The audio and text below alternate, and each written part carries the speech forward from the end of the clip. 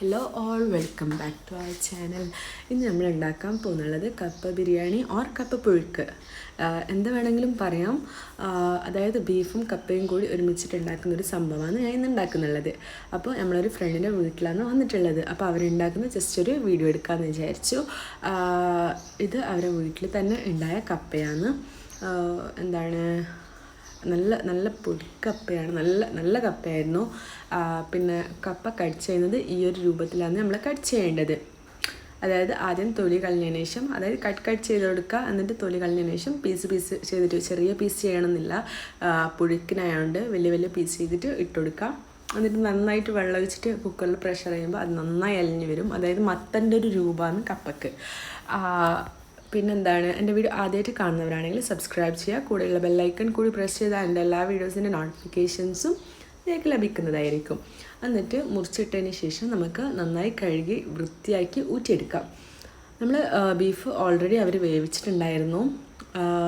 പിന്നെന്താണ്, കപ്പ ആദ്യം തിളക്കുമ്പോൾ ആ ഒരു വെള്ളം മാറ്റിയതിന് ശേഷം വീണ്ടും അതിലേക്ക് തിളക്കുന്ന വെള്ളം നിറച്ചൊഴിച്ച് കൊടുക്കുക. പിന്നെ അതിലോട്ടേക്ക് മഞ്ഞൾപ്പൊടി, ഉപ്പ്, മല്ലിപ്പൊടി, മുളക് പൊടി എല്ലാം കൂടി ഒന്ന് ചേർത്ത് വീണ്ടും വേവിച്ചെടുക്കുക. വേവിക്കുന്ന സമയത്ത് ശ്രദ്ധിക്കുക, അത്യാവശ്യം വെള്ളം ഒഴിച്ച് കൊടുക്കുക, എന്നെങ്കിൽ മാത്രമേ അത് അലിഞ്ഞ് വരികയുള്ളൂ.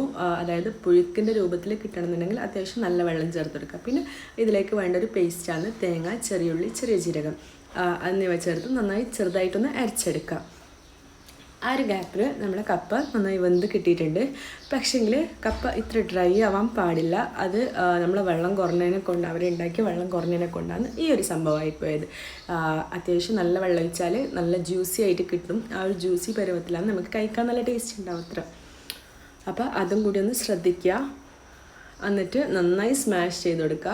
ഇപ്പം അത്യാവശ്യം കുറച്ച് വെള്ളം ഉണ്ടായിരുന്നെങ്കിൽ ഇത് പെട്ടെന്ന് ഉടഞ്ഞ് കിട്ടുമായിരുന്നു. ഇത് കുറച്ച് ഡ്രൈ ആയിപ്പോയി. എന്നാലും കഴിക്കാൻ നല്ല ടേസ്റ്റ് ഉണ്ടായിരുന്നു. കാരണം നമ്മൾ ലാസ്റ്റ് വെള്ളം ഒഴിച്ച് അതിനെ സെറ്റാക്കി എടുത്തിട്ടുണ്ടായിരുന്നു. പിന്നെ നമ്മൾ അതിലോട്ടേക്ക് നമ്മൾ തേങ്ങ അരച്ച് വെച്ച മിക്സ് ഉണ്ടല്ലോ, അത് നമുക്ക് അതിലോട്ടേക്ക് ചേർത്ത് കൊടുക്കുക. എന്നിട്ട് നന്നായി മിക്സ് ചെയ്ത് കൊടുക്കുക. മെയിൻലി ഈ സ്മാഷിങ് ആണ് മെയിൻ സംഭവം. അതായത് നമ്മൾ നന്നായി ഉടച്ചെടുക്കണം. ആ ഉടക്കുന്നതിലാണ് ഇതിൻ്റെ ഒരു ടേസ്റ്റ് ഇരിക്കുന്നത്. അപ്പോൾ നമ്മൾ തേങ്ങ അതിലോട്ടേക്ക് കുറച്ച് വെള്ളം കൂടി ഒഴിച്ച് നന്നായി ഒന്ന് ഇളക്കി കൊടുക്കുന്നുണ്ട്. കാരണം ഞാൻ പറഞ്ഞല്ലോ ഓൾറെഡി നമ്മളിത് കുറച്ച് ഡ്രൈ ആയിപ്പോയി ചെയ്തത്. അപ്പോൾ അതിനെക്കൊണ്ട് കുറച്ച് വെള്ളം കൂടി ഒഴിച്ച് നന്നായി ഒന്ന് ഇളക്കി എടുക്കുന്നുണ്ട്. പിന്നെ ബീഫ് ഓൾറെഡി വേവിച്ചതാണല്ലോ, ബീഫിലൊന്നും ചേർത്തിട്ടില്ല, ജസ്റ്റ് ഒന്ന് ഉപ്പിട്ടിട്ട് വേവിച്ചെടുത്തതാണ്. പിന്നെ ബീഫ് എന്ന് പറയുന്നത് നമ്മൾ എടുത്തിട്ടുള്ളത് പോത്തിൻ്റെ പാർട്സാണ്. ഇതിലേക്ക് ശ്രദ്ധിക്കേണ്ടതെന്ന് വെച്ചാൽ പോത്തിൻ്റെ പാർട്സ് തന്നെ ചേർക്കുക.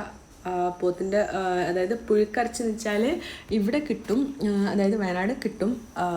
പുഴുക്കരച്ചെന്ന് പറഞ്ഞാൽ ഇവിടുന്ന് കിട്ടും. അങ്ങനെ പല സ്ഥലത്ത് കിട്ടുന്നുണ്ടോ എന്ന് എനിക്കറിയത്തില്ല. അതായത് നമ്മുടെ നാട്ടിലൊന്നും അങ്ങനെ പറഞ്ഞാൽ കിട്ടുന്നുണ്ടെന്ന് എനിക്കറിയില്ല. ഫസ്റ്റ് ടൈമാണ് ഞാൻ ഇങ്ങനത്തെ ഒരു സംഭവം അറിയുന്നത് തന്നെ. അതായത് പുഴുക്കരച്ചി എന്ന് പറയുന്നത്. അപ്പോൾ അത് തന്നെ വാങ്ങുക, ഇല്ലെങ്കിൽ ടേസ്റ്റ് ഉണ്ടാവില്ല. ബീഫ് ഇട്ടാൽ ഈ ഒരു ടേസ്റ്റ് കിട്ടൂല പുഴുക്കിൻ്റെ.